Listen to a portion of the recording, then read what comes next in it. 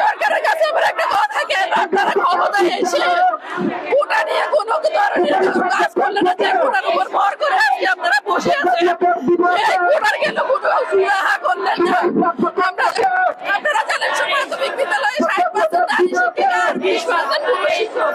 এটা কেন হয়েছে সেটা আমরা জানি না। তো আমার মনে হয় এটা আর আছে যেটা করা হয়েছে বাচ্চাদের শিক্ষার ক্ষেত্রে।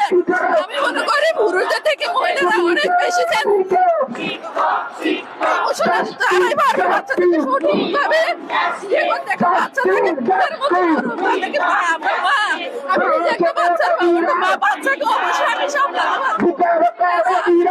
আমাকে কেন হেনস্থ করা হলো?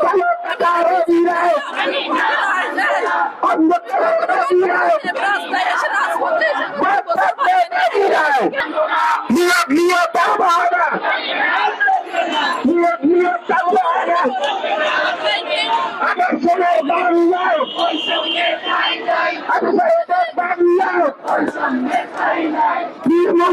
বাংলা